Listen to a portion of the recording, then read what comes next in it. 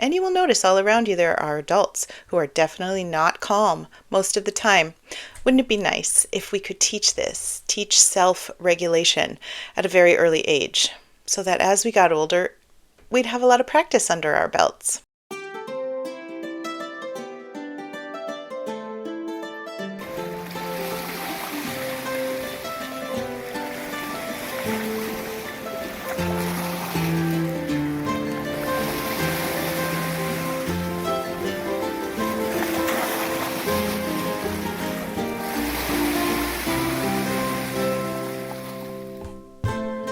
Hi, welcome to the Chirp YouTube channel.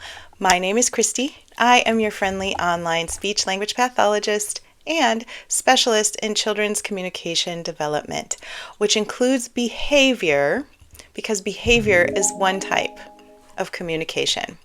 Today, I would like to talk to you a little bit more about my new student. This week, we're going to call him Billy, and his behavior that is making my whole classroom chaos when I wish that it weren't. One of the things I want to mention is that never before in my history have I started a new classroom and it has been full from day one. This is the only one. What this means is that everyone is kind of learning the rules at the same time. Nobody knows the schedule except me and now my other adult volunteers. None of the kids is used to the routine, and they're also not used to what's going to happen if we don't follow the routine, or how flexible I'm going to be with certain things. And that means that they are pushing limits. And there are a lot of ways for me to lose in this game. One of the ways I can lose is if I try to force a child into something that he doesn't want to do. Sit at the table, sit at the table, sit at the table. If the child has already decided he is not going to sit at the table, then I have lost, because I can't force him to sit there. I could physically drag him there, but I'm not really supposed to be physically manhandling students or woman-handling students. And so that is a loss for me as the grown-up. The way that I can win is by offering options, offering choices that are going to appeal to a child. Do I care if the child is sitting at the table for our story time? Or do I care that the child is calm? Calm. Calm is the answer, because if a child is not regulated and calm, this child can't learn anyway. This child can't relate to other people or be social, be fully himself. Nobody can unless we are calm. And you will notice all around you there are adults who are definitely not calm most of the time. Wouldn't it be nice if we could teach self-regulation at a very early age, so that as we got older, we'd have a lot of practice under our belts? Now, I'm thinking of situations in my classroom where this particular student, today we're calling him Billy, this is not his real name, is not calm. The last time I saw him, he was not calm almost the entire time. I need to think of situations where he's not calm, and then I need to think of options I can give him that he could choose one thing or the other, because choosing options makes children feel like they have power. And a lot of times, oppositional behavior is a response to an authoritarian, grown-up, top-down attempt to control. And I have noticed that the students I have worked with who have oppositional tendencies tend to have been born into families with an adult who is very authoritarian, who does not allow any negotiation, who does not want to discuss how a child feels about a certain thing. Their way is the law, and that is that. It's usually the dad.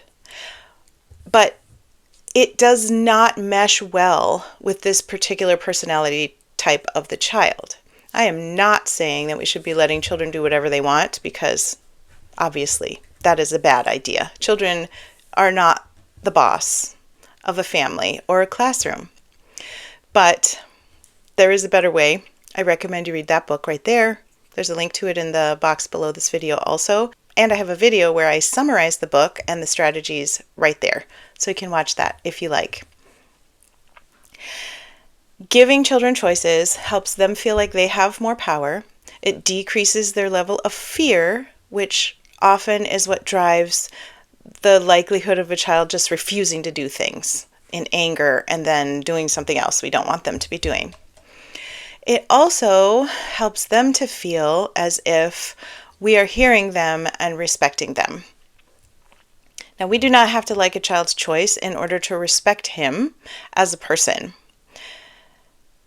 And some kids it's hard to even like, but they are human beings and they do have the right to make certain choices. I don't think a child should have the right to run into the street when a car is coming, because that is dangerous and we need to protect children from that. And children do not have fully formed brains.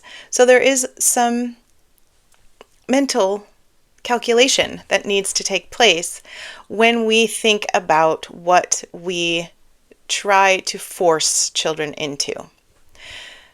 Can you force a child to sit at a table? Only if you have restraints. Only if you have a straitjacket. Otherwise, you can drag the child to the table and force him to sit down in the chair, but you can't force him to stay there. And you shouldn't be forcing him to stay there. Therefore, I need to have other options for these children when they are not capable or not willing to do things that I want them to be doing.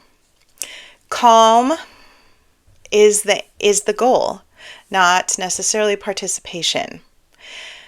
If a child is in my classroom for an hour and a half every week, and that's all we have because this is a new program, it is a church program, and that's as long as the service is. That's all I have.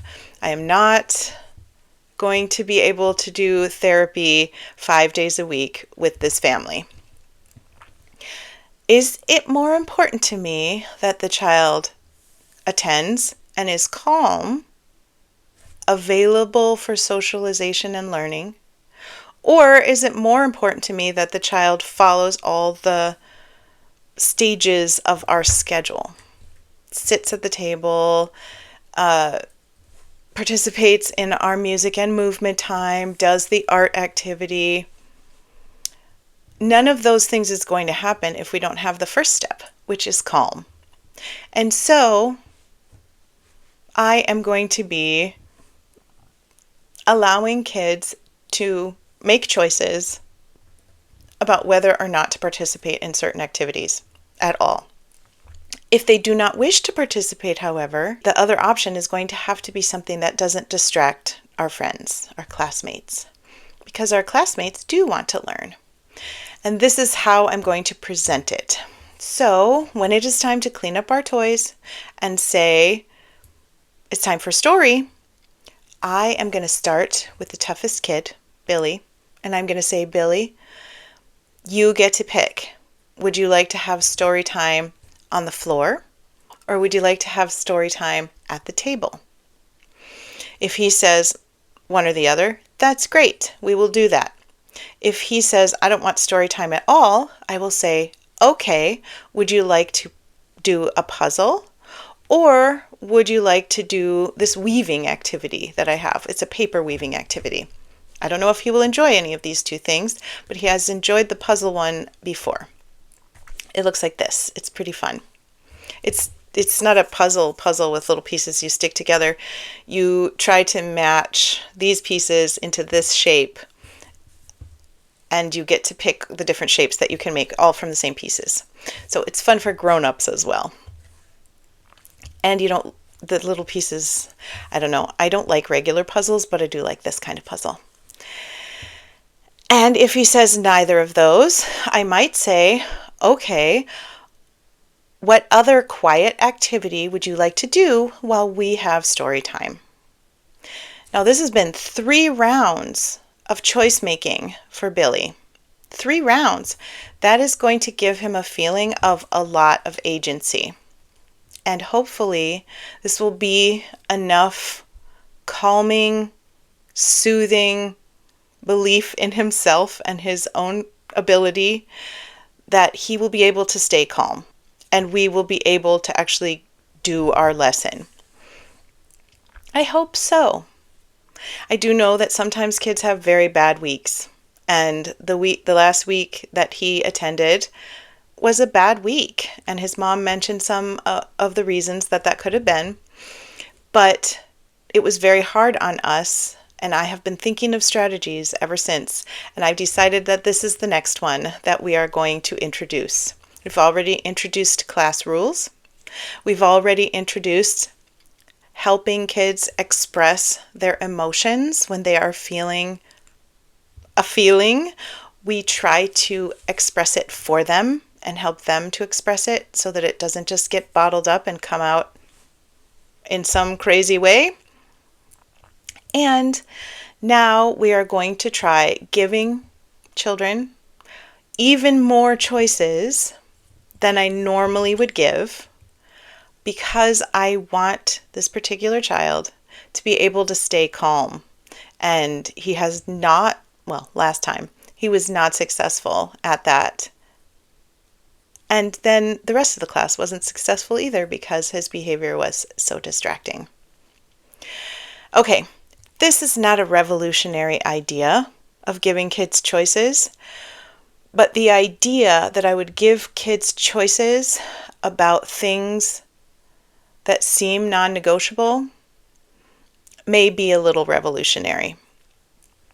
Think about this in your home.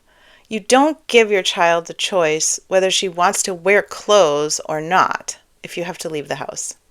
That's not an option. But what is an option is that you could wear pink clothes or yellow clothes. Those things are options. You could wear shorts, or you could wear longer pants or a dress or a kilt. Whatever it is that is motivating for your child, make sure that those are some of the options. And make sure that all the options are acceptable to you, even if they're not your favorite. And sometimes the child seeing that they're allowed to do something that's not your favorite helps their behavior, because they feel a little more freedom, they have a little more wiggle room, they don't need to push back quite as hard. And that's what I'm looking for here. I think on this next week, I'm going to have a large piece of butcher paper taped to our smaller toy table and a bunch of crayons so kids can draw if they want. I'm going to have those quiet activities, the puzzles, the weaving. I'm going to have those all ready so that Billy can choose those at story time if he wishes. And I'm going to be all ready with the script that I want to use. Would you like to have story time at the table or on the floor? On the floor, that's great. I'll bring it all over here. Come on, everybody, let's sit on the floor today. Because Billy asked if we could. Why not? It'll be like a picnic.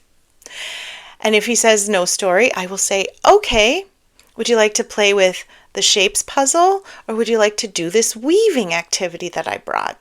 It's pretty fun. And if he says neither of those, I will say, okay, can you think of a quiet activity that you would like to do while we have story time so that it's not distracting to the rest of our students? I'm feeling more prepared just by discussing this. Kids with challenging behavior are always going to require extra brain power and extra finagling from us because we also have limitations. I'm not allowed to duct tape him to the wall. I only want to call his family if there's a physical danger to himself or someone else. I am trained in nonviolent crisis intervention. I have been trained how to restrain children safely, but because I am in a volunteer position, this is not something that I will be doing in this position because of insurance reasons and because it's not my responsibility. If a child is endangering himself or others, then I need to talk to the family about that, and they need to deal with that however they deal with that. I have been in positions where that was my responsibility before, but in this situation it is not. I don't like calling families, however, and I want to do everything that I can to help kids become calm and stay calm in this classroom. I want them to feel loved. I want them to feel welcome and respected. I want them to feel known and heard. I want them to feel safe to express their emotions in healthy ways. And I want everyone to feel like that. I want the quiet children to feel like that. I want the boisterous children to feel like that. And I want kids to be calmer and more self-regulated when they leave than when they arrived. So I'll keep you informed how this goes. Thank you for being here today. Let me know what kind of scripts you're writing for yourself for your next interaction with a child where you need to give some choices. See you soon. Bye.